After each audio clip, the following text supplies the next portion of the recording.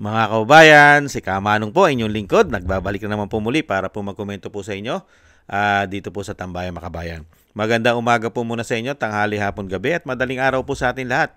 Sana po nasa maayos po tayong kalagayan, mga kababayan. Umpisa na po natin, magkomentuhan po tayo. Ito po, komentuhan po natin ang pahayag po ng ating Vice President Sara Duterte. Sumagot na po sa issue ang ating Vice President dito po sa kanya interview. Sinagot niya po yung issue po ng pagpopolboron po ng First Family, mga kababayan, lalo-lalo po doon sa binunyag po ni Amy Marcos, ni Senadora, yung pagpopolboron po ng First Family. May sagot po dyan ng ating Vice President na siya po ngayon ay nasa Davao, mga tambay. Ito po mga tambay, at pakinggan na po natin ang ating Vice President. Kung maalala nyo sa mga events namin noon sa iba't ibang lugar sa mundo, lagi ko sinasabi na kapag president ka or vice president ka or any government official for that matter, hindi ka pwedeng humindi kapag sinasabihan ka na magpa-drug test ka, magpa-neuropsychiatric exam ka, or any other exam na mag-relate sa competency mo to lead. So, dapat kapag merong challenge na ganyan, ay isubmit mo kaagad yung sarili mo for drug test. Naniniwala ka ba na gumagamit talaga yung First Family? Bigyan natin ng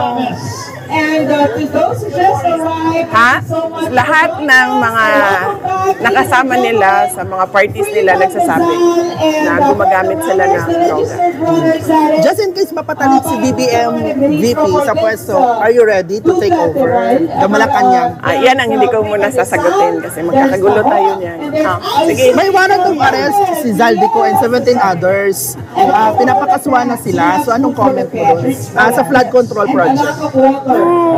Kasi meron akong kaibigan noon na konsehal dito sa Davao City. Ang kanyang favorite saying is, to see is to believe. So, makikita natin yung sincerity ng administration to go after the perpetrators of the flood control scandal, corruption. Kung makikita natin na maipresenta nga nila ng tama at maayos yung ebidensya at merong managot doon sa nangyari. And also VPC, former House Speaker Martin Romualdez, pinapakasuhan din ng bribery, graft, and plunder VP ng ICI and DPWH, si Romualdez po. Pinapakasuhan sila ng graft, bribery, and plunder.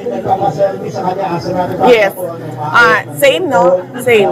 Sa lahat ng mga sinasabi ng administrasyon na kanilang kakasuhan at ikukulong ay to see is to believe.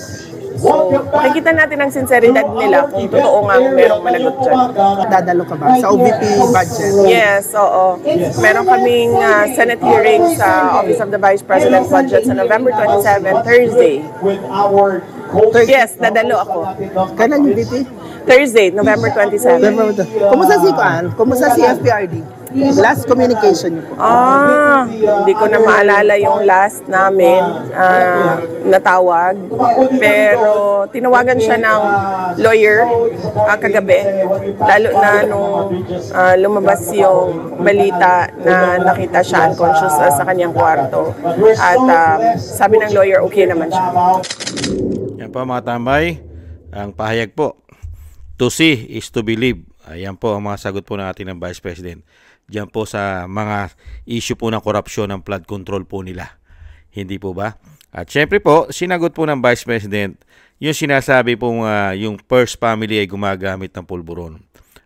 Mismo po yung mga nakakahalubilo at nakakasama sa party-party nila ang nagsasabi po at nagpapatotoo na sila po ay gumagamit ng pulburon, mga kabayan. At tanging si garbage in, garbage out lang naman po ang nagsasabing hindi po totoo ang sinasabi po ni Senadora Amy Marcos.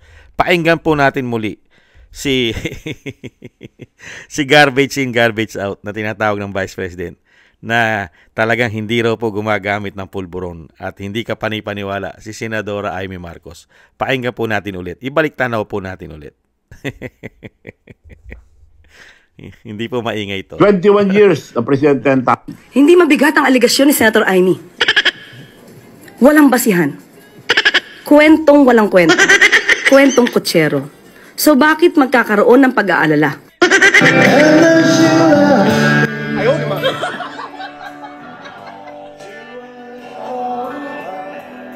Ang mga miyembro ng AFP. Hindi dapat seryosohin ang mga aligasyon, Senator Amy. Isa lamang itong ingay. Isa lamang itong ingay. Pang-file ka lang ang kaso! Walang warrant to pare! Pinag niyo muna sa akin! Ang mga kliyente! Ay, wala na! Ano ka ba mo? Parang masyado lang. Kailan ka mga abusado? Sigaw-sigawan mo ako. Sigaw-sigawan mo ako. Ikaw, hindi ka naniligaw. Hindi ka nanilagyan ng kliyente. Pasensya na po. Isa lamang itong ingay. Hindi mabigat ang aligasyon ni Senator Amy. Yan. Wala raw pong basihan. Vice President, maniwala po kayo sa tagapagsalita po na tinatawag po yung garbage in, garbage out. Wala pong basihan ang paratang po ni Senadora Amy Marcos na gumagamit po ng pulburon ang First Family. Mga bayan. Siyempre po, mangyayari naman po lahat ng katotohanan. At yan naman po ay madali naman po patotohanan at hindi patotohanan. Di ba? Magpapulburon test ka lang. Hair follicle testing ka lang. Yun lang naman tapos na. Katulad po ng ginagawa ng Vice President. Na lahat po sa kanila ay obligado kahit anong klaseng test po. Basta hiningi dahil ikaw ay public servant.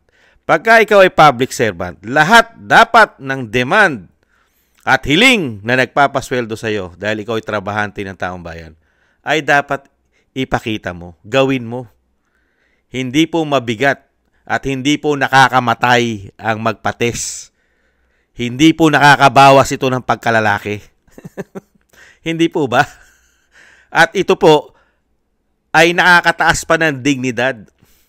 At re-respetohin ka pa nga dahil hindi ka gumagamit ng pulburon. Hindi po ba?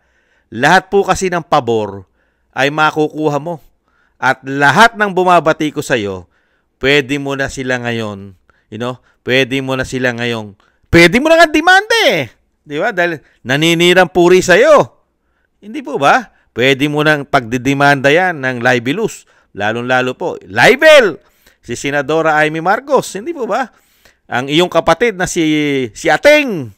Hindi po ba? Pwede mo na idemanda si Ateng dahil nagpakalat po ng ikayo ay gumagamit ang inyong pamilya ng pulburon. Bakit hindi nyo po magawa? Tanging ang nagsasalita lang yung tinatawag na garbage in, garbage out. Panay ang yaw-yaw. Panay ang tangge. Parang siya yung binabatikos. At parang siya ang sinabihan na siya ay gumagamit ng pulburon. At galit na galit po. At hindi po siya maingay. Hindi po maingay, mga tambay. Yan po. At syempre, nilinaw din po ng Vice President yung ginagawa po ng ICI. At syempre, yung mga kaso ng Ombudsman ay isa lang naman po ang sinasabi ng Vice President. Yung kanya raw pong kaibigan na konsyel doon sa Davao, mga tambay, ay to see is to believe. Saan ka ba naman nakakita? Pambihira. Dinidemanda mo yung mga tauhan mo. Yung mga kanang kamay ang dinidemanda at ipakukulong. Pero yung mismong ulo at yung mismong big boss ay wala pong demanda, mga tambay. At kung meron man, ay moro-moro lang, mga tambay. Sorsuela. Sorsuela. Hindi po ba, mga kabayan? Kaya po dito, mga tambay. At sinagot din po ng ating Vice President kung matatanggal na raw po sa kapangyarihan si BBM. Hindi pa naman niya po sinagot, mga kabayan. Dahil una-una, gagawan po nilang paraan yan. Gagawa nilang paraan. Ubusin lang pera ng taong bayan umano para po manatili sa kapangyarihan yan. Dahil Pagka po ang agila ng Mindanao ang dumapo sa Malacanang, lahat po sila ay malilintikan. Sa dami po ng anomalya na ginawa po nila sa ating bayan, lalong-lalo po sa ating kapirahan. Magmula sa ulo hanggang sa baba ay may issue ng korupsyon. Isang damukal na korupsyon po ang pinag-uusapan sa ating bansa. Magmula po nang sila ay mag-umpisang manungkulan, puro korupsyon na po ang pinag-uusapan sa ating bansa at sobrang pamumulitika. Hindi po ba? Sino ba naman ang makakagusto na paupuin mo ang Vice President? Sa dami ng nalalaman ng Vice President na mga pinagagawa nyo, kahayupan at kademonyohan at pagnanakaw umano sa ating bansa. Hindi po ba? Kaya masayang-masaya po tayo at nakita po natin na maayos ang ating Vice President at siya po ay tatakbo pa. I think do sa track and field, parang ano pa ba yan? Parang event parang track and field po yata no? Tatakbo sila Parang ilang K kaya yan? 25K? Kasi mga ganyan, di ba? 5K, yung mga ganyan, mga event na ganyan na marathon, di ba? Parang marathon yan di ba? Takbo. At syempre, napakaganda po yan. Pampatanggal po ng cholesterol yan, mga bayan. Pampalakas ng puso. Kaya kailangan po natin tatakbo-takbo. At jogging-jogging. At kung si Kamanong ay nasa Mindanao at nandun po sa event, ay sasama po si Kamanong Chuck doon. At makikiisapot, maikitakbo si Kamanong at syempre po nang makamayan at makita man lang natin ang ating Vice President. Hindi po ba, mga kabayan? At ingat-ingat po kayo, Vice President, at mabuhay po kayo. At syempre po, ang pamilya Duterte po na pag-asa po ng ating bansa na muli pong maiayos at maibangon ang ating bansa. Katulad po ng ginawa ng kanyang ama, ni dating Pangulong Duterte. Nung pag-upo po niya, napakarami pong problema ng bansa. Hindi ba?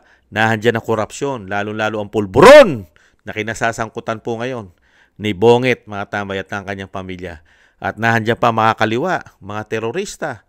Hindi po ba? At mga pulburon lord, mga drug, yan nga. Tapos yung mga smuggler lord. Hindi po ba? At mga politiko na magnanakaw, mga oligarkong mga mapagsamantala. Hindi po ba? Napakaraming problema at bagsak na ekonomiya. Hindi po ba?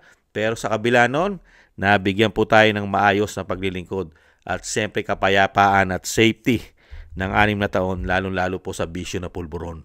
Hindi po ba? At talagang kinilala ang ating bansa, nirespeto ang ating bansa, at talagang pumasok po ang tiwala at mga investor sa ating bansa ng 6 na taon. Lalo-lalo na po kung hindi pa nagka-pandemya noong mga panahon na yon.